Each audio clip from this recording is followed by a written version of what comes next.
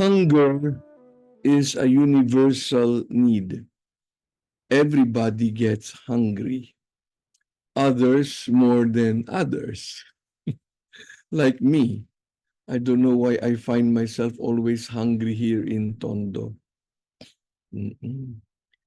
But to be hungry, to crave for food is a healthy thing. You notice when people are dying, they don't want to eat anymore, di ba? And you've heard of old people at a certain time, they have lost interest in food. Can you imagine that? What will be more interesting than that? Joey, don't answer me. Food is something that we all like. In a July 2024 report, there was this news that the trying to solve the world's problem of hunger has reached a stagnated state. Can you imagine that? Meaning there is no more progress in that endeavor, meaning more and more people are receiving not enough calories. What will result to that? Development physically will be stunted, and that will have many implications in society. Mm-mm. But there is a deeper hunger rather than for food, which has terrible consequences when not satisfied. In fact, they are called longings. Mm-mm. It's the longing for to be happy, happiness. It's the longing to love and be loved. It's the longing for freedom.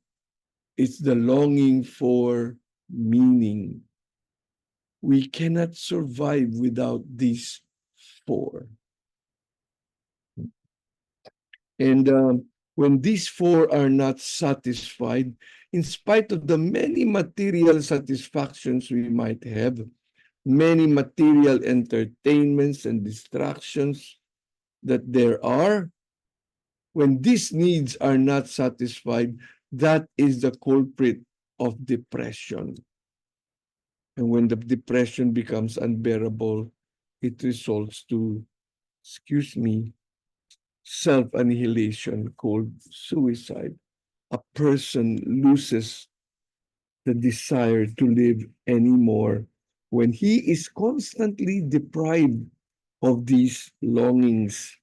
That is why when the United Nations in 2015 identified the Philippines as the suicide capital of Asia, it's kind of telling, meaning surpassing even Japan, China, and Korea. And the United Nations is wondering why in the Philippines, the majority of people who lose the zest for life, who decide to end their life, are between the ages of 15 and 21, are young people. There is so much hunger. There is so much longing for happiness, for love, for freedom, for meaning, and they are not satisfied. And I remember when I was still young, when I still knew how to comb my hair, I already forgot how to comb. My sister, my only sister, was complaining because her Barbie doll was not blonde. Mm-mm. And I could not forget what my father said.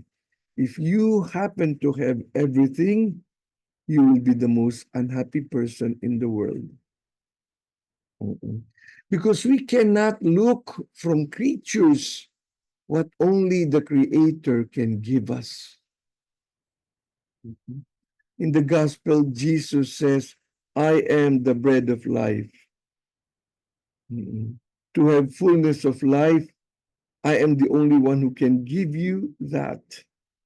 And whether they were accepting it or not, he stood pat on what he said because it is what is true. Mm-mm. But we've got to admit that there are many other things that pulls our heart away from God. Can be our job, they can be our ambition, they can be our business, they can be members of our family, our spouse, our children. It can be our bad habits. All of these, when they supersede the position of God in our lives, they are idols. We are doing idolatry. You see, but God is not a KJ. He's not denying us pleasure. He's not into wanting to make us feel miserable. In fact, He wants us to have life and life to the full, joy and abundant joy, which can only be possible by being connected with Him. And so we have to adjust our priorities. Are we giving Jesus? Are we giving God honestly, the best, the best of our time, the best of our energy?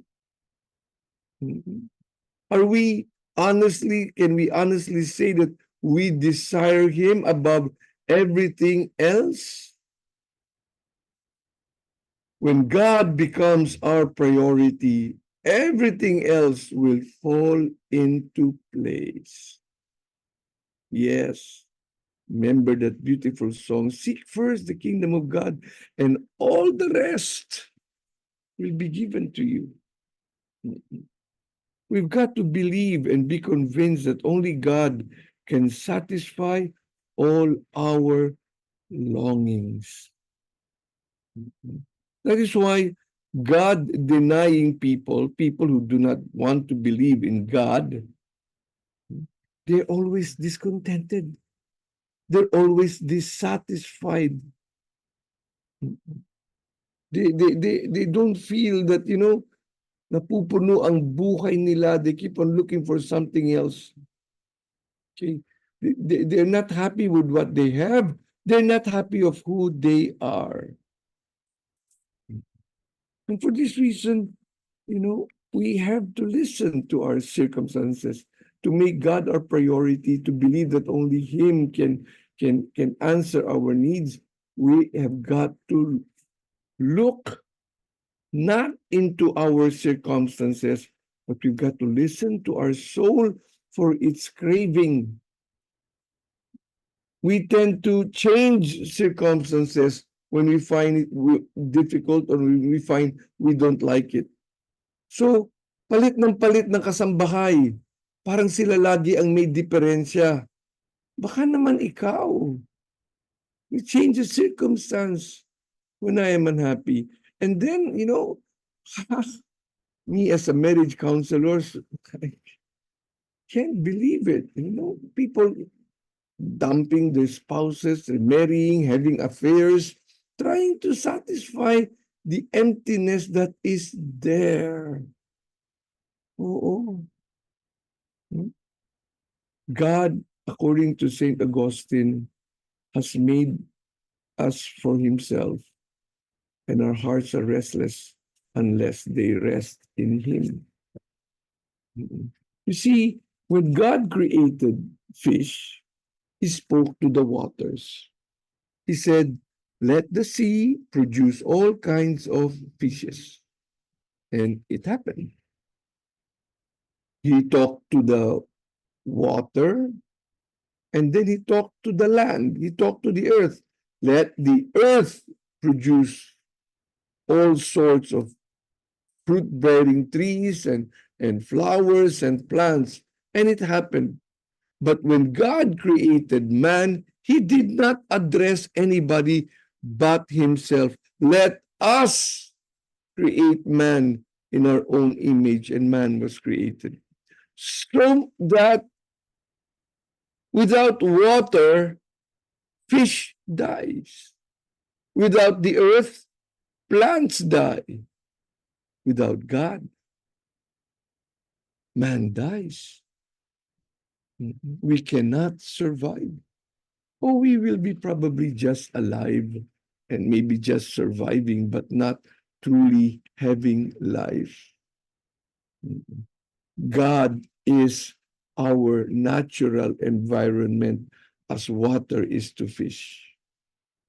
We are created to live in His presence. Only in Him can we exist.